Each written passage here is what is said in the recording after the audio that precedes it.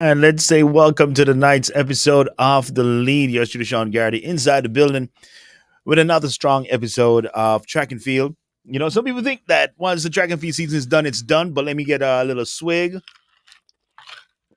to get started, man.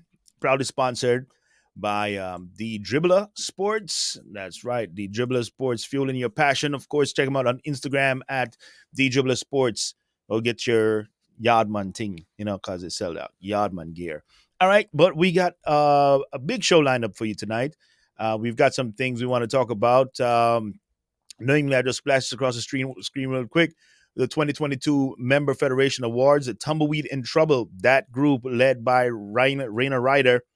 And of course, we've got some very hilarious, a smoking marathoner. All right. So please hit the like button wherever you're watching from. Hit the likes button and share it because we want to get some more people involved and interested in what's going on because we got a big discussion tonight that's going on regarding Rana Reider over at Tumbleweed Track Club. A couple of the Jamaican athletes are there, so we definitely want to talk about that just a little bit, shed some light on what is going on. So just hit the like button. So again, hit the like button and so we could get tonight started right pronto, 7 o'clock. This is how we do it. So it's the lead, family. It's the lead. Appreciate you very much. So let's get this lead started tonight. What we're going to be talking about, though, is we're going to be talking about the Federation Awards, right? We got some nominations on the board, and we're going to get to that momentarily once we bring up the appropriate slide. Just come on and give me a sec. Of course, if you want to join in the conversation, it's 754-200-1696. 754-200-1696. If you want to jump on the dial, if you got something to say about track and field. Of course, I got to say we got a big birthday shout out greeting coming up momentarily as well. So I think I can get my slides up now. Where are my slides at? Here we go. All right, let's get it started with the first topic on the night. Again, if you want to jump in, it is 754 200 1696. 754 200 1696. Or you could always just leave your comments in the comment section and we'll take a look at it. All right. So here it is. So 2022 Member Federation Award nominees coming up. And of course, those have been announced. The USATF Athlete of the Year for 2022, the Smokin Marathoner, and a big question mark, Tumbleweed. Is it tumbling right now? Tumbleweed Track Club. And of course, birthday shout outs later on in the show. So if you've got a birthday shout out, let me know. All right. So to get things started off this afternoon, to get this thing started off today, one thing we have coming up, right? The 2022 Member Federation Awards, right? And for those who don't know, the 2022 Member Federations Award comes ahead of the World Athletics Awards in 2022. And the World Athletics is delegated to announce the 6 finalists for the Member Federation Awards. What the Member Federation Awards is, it honors a national governing body that has gone above and beyond to serve its athletes, the fans, and the greater community. The shortlisted federations were nominated by each of the 6 area associations. Now, the winner will be announced on the World Athletics social media platforms in early December as part of the World Athletics Awards 2022. Now, the countries Guam, Spain, Jamaica, Korea, Kenya, and Brazil, they each, they did something special during the season as to why they were nominated.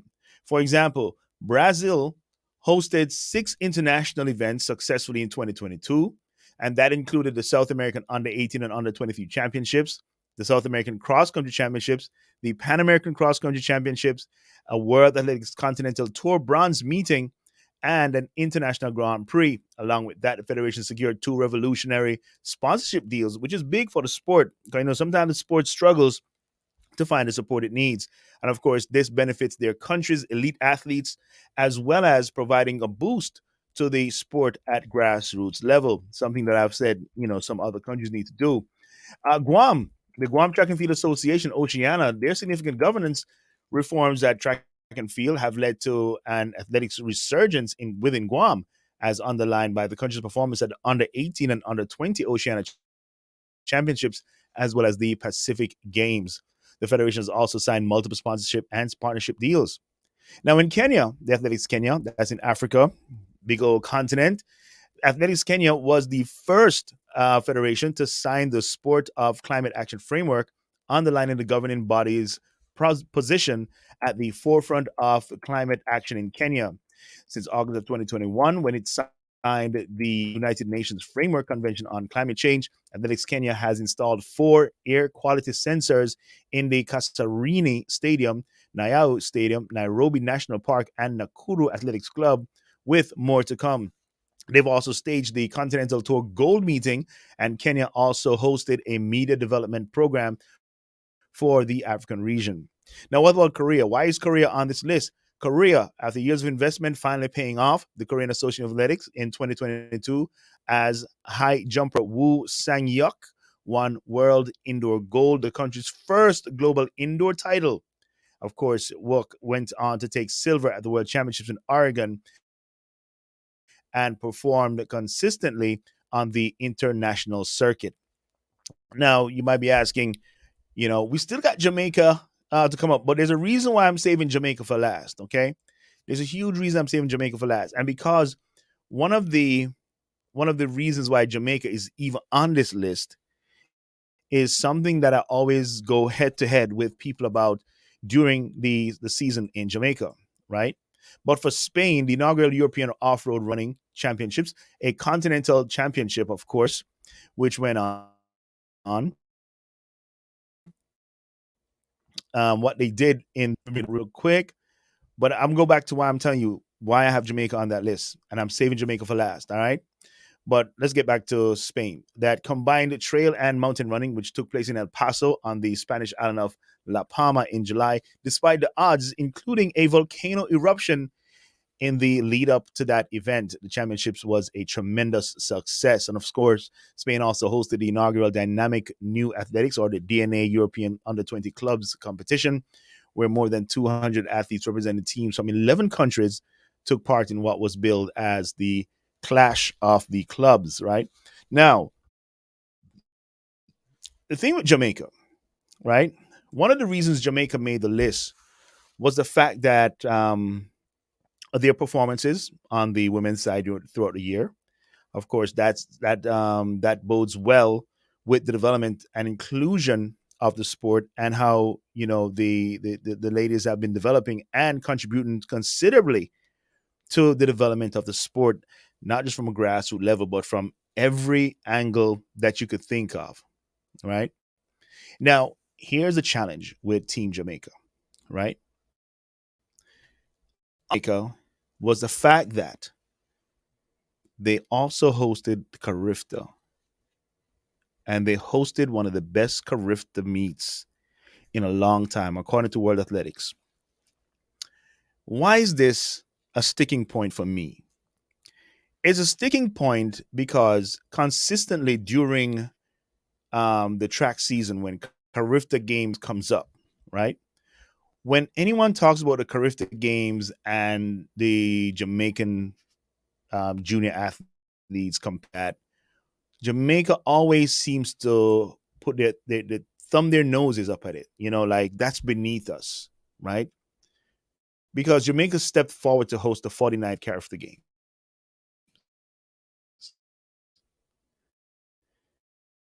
Event.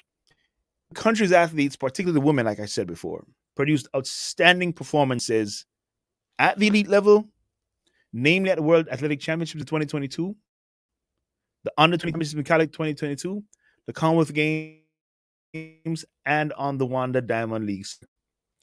Also, Jamaica's Dave Richards, meanwhile, was elected to the chair of the NACAC Athletes Commission. But the thing about Carifta Games, because we tend to thumb up our noses at the Carifta Games, yet still it's the first thing, right, that was mentioned by World Athletics as one of the reasons why Jamaica is in the running. We have to stop saying that the Jamaican athletes are way better than all the other Caribbean regional athletes, so we need not go to the Carifta, and it's a waste of time. Carifta Games is not a waste of time. It is a legitimate meet recognized by the World Athletics Association. It is a meet that gives gives a lot of the kids their first time to rock internationally, I should say, right, or regionally, and is a meet that is where that borns a lot of the stars from all the other countries as well as you grow up through the system. So even though Jamaica may clean sweep 1-2 in every event and so forth, don't say that we shouldn't be there. Okay, the kids have a right to be there if they qualified, and they have their championships to qualify for the meet. So my play importance and the significance of the Carifta Games. All right, rhetoric right now, because if we don't stop that rhetoric, um, so okay, that we're just going to be this great entity from here on out, and we need to just accept it that the meet is a respected meet. The kids look forward each and every year. Not because you don't look forward to it means that it's not a good meet, right? Not because the commentary sometimes is not on point or up to par, seem professional, that we shouldn't and must not go. Because the meet always tends to give us some really great performances. Sometimes that we don't even see it. Sometimes we get some regional records. Sometimes we get some national records, and stop fighting against it, because fighting against it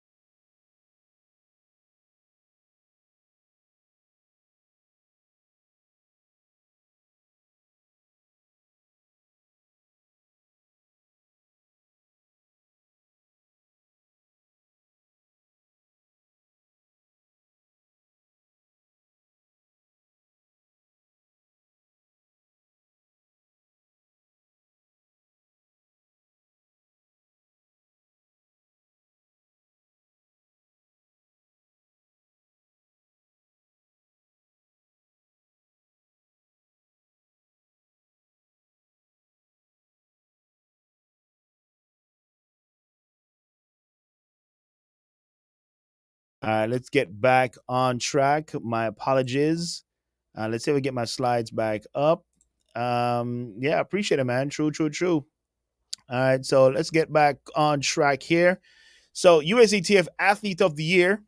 All right, that goes to Sidney McLaughlin and Noah Lyles. They take the Jackie Jonah Kersey Awards and the Jesse Owen Awards for their performances this year, and it's well deserved. Lyles came through with that championship, and of course, you can't deny Sydney in any conversation in track and field. She is the GOATTTT. Right, that's how much respect I give her, man. Shout out to Paul. Thanks to Lorna for checking in from West London. Appreciate you for checking in. All right, so we're gonna go through now. Next up, we made that. What happened in China the other day in the marathon? This gentleman, they call him Chen, Chinese marathoner, who is a smoking. He actually smokes during the race, and he completed the race in 3 hours and 28 minutes. Now, I don't smoke, and sometimes I wonder if I could finish it in that fast, because that is a very fast. That is smoking. Literally, not even, that's no pun intended. He's literally smoking during the race. All right, so congrats to him. He is he's a smoking marathoner, man. Smoking marathoner. So shout outs to Chen, man. He's actually done several marathons, and I read where he's actually done Ironman competitions as well. So shout outs to Chen, the smoking marathoner. Now, the Tumbleweed Track and Field Club, all right, headed by this guy here, Rana Reider, is it tumbling amidst the allegations of sexual misconduct by coach, as it's been reported that he cannot coach without adult supervision. Did somebody hear what I just said? Coach Rana Reider cannot coach unsupervised. So, coming from the BBC, the U.S. sprint coach Rana Reider cannot carry out unsupervised coaching and has been issued with restrictions on contacting individuals amidst allegations of sexual misconduct. Now, Ryder coached the leading British athletes, including Adam Jamili and Daryl Nita, until recently. The U.S. Center for Safe Sport is investigating multiple complaints of sexual misconduct against him. Now, temporary measures have now been imposed on Ryder. Now, according to Safe Sports disciplinary database, Ryder is not allowed to coach unless supervised by another adult. He has also been issued with a no contact directive, which includes him not being allowed to contact certain individuals. Now, Ryder's lawyer said the handling of this matter had caused unfair damage to him, despite the production of zero evidence to date, and allegations were first made against him last year. Now, asked about the length of time it has been looking into the allegations, Safe Sports said its investigations are thorough. And I'll quote, "These are sensitive matters that must be handled carefully.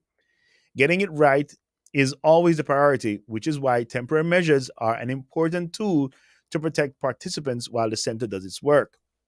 The center does not comment on matters to protect the integrity of the investigative process." Of course, the organization goes on to say that it could not provide a timeline for its investigation to reach a conclusion, while Ryder, who was previously an employee at the UK Athletics (UKA), trains at the Tumbleweed Track Club in Jacksonville, Florida. He is one of the world's most prominent track and field coaches, having coached Olympic 200-meter champion Andre DeGrasse and four-time world triple jump champion Christian Taylor. Now, last November, UKA told its athletes that to cease all association with Ryder until the investigation has been completed. Now, the governing body said at the time that that any athlete who remained part of Ryder's group would have their membership of UK Athletics world class program suspended and any associated funding. So Nita left the group, that's Daryl Nita left the group, but accused UK of having blackmailed the athletes, while sprinters Adam Jamili and Levi Nielsen opted to stay with him initially before leaving at separate points this year. Now, it is also understood Ryder still coaches Lena Nielsen, who is not on UK's world-class program. Ryder's lawyer, Ryan Stevens, told BBC Sport the temporary measures were unilaterally imposed by the U.S. Center for Safe Sport while the investigation is pending. Now, with its long drawn out investigation, the center has been dragging Mr. Ryder's reputation through the mud for far too long. They have produced zero evidence to us. We will be pursuing all legal avenues available to redeem his hard earned world class reputation. Trust me, anytime this type of allegation comes up against a coach or anyone for that matter, it is really going to take a lot for the coach to recover from such allegations, from such findings of misconduct, if any is proven.